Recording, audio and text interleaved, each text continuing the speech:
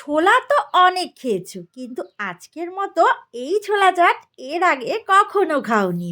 Just wow! এভাবে একবার ছোলা চাট বানিয়ে নিও, দেখবে অসাধারণ লাগবে।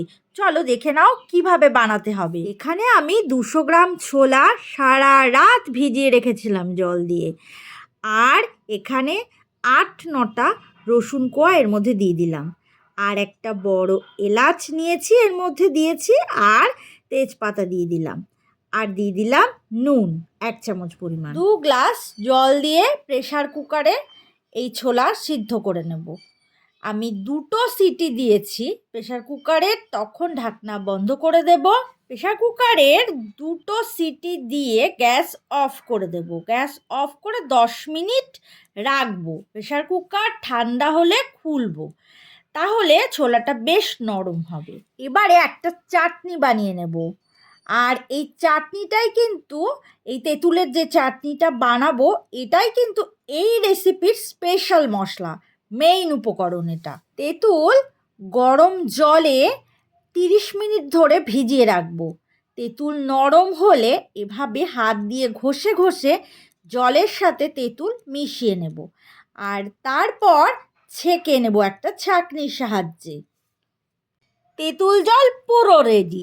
এবার একটা কড়াইতে অল্প সর্ষের তেল দেব, আর দিলাম সাদা জিরে আর মৌরি। আর এর মধ্যে দিচ্ছি হিং। হিংয়ের স্বাদটা এর মধ্যে কিন্তু দিতেই হবে। আর সরাসরি এখানে তেঁতুল জলটা দিয়ে দেব। আর তেঁতুল জলটা দেওয়ার পর এখানে দিচ্ছি 1 চামচ বিট নুন, 1 চামচ শুকনো কলায় ভেজে রাখা জিরে গুঁড়ো, আর 1 চামচ লঙ্কার গুঁড়ো। তারপর এগুলো একটু জাল করে নেব।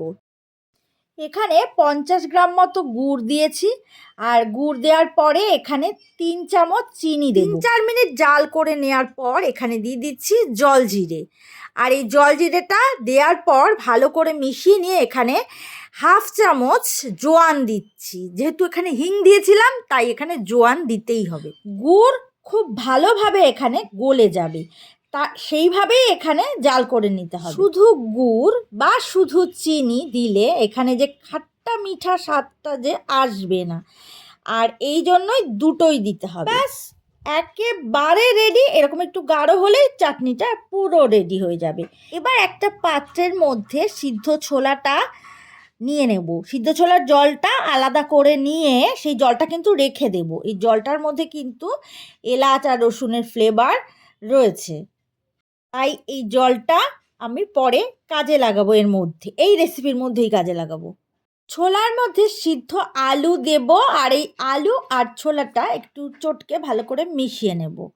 আর এর মধ্যে দিচ্ছি গাজর, টমেটো আর পেঁয়াজ। গাজর, টমেটো, পেঁয়াজ আর ধনে পাতা, এটা ভালো করে একটু কেটে নিয়েছি, সব ছোলার মধ্যে দিয়ে দেব। তারপর দিয়ে দিলাম বিট নুন। আর যে চাটনিটা বানিয়েছিলাম সেই চাটনিটা এর মধ্যে দিয়ে দিলাম। আর চাটনিটা খুব ভালো করে মিশিয়ে নেব। এবার এটা একটা গ্লাসের মধ্যে নিয়ে তার মধ্যে দিচ্ছি চাটনি আর ওই ছোলা সিদ্ধ করা যে জলটা, এটা ওপরে দিয়ে দেব। দারুণ টেস্টি হয়। ভালো লাগলে কমেন্টে কিন্তু অবশ্যই জানাবে।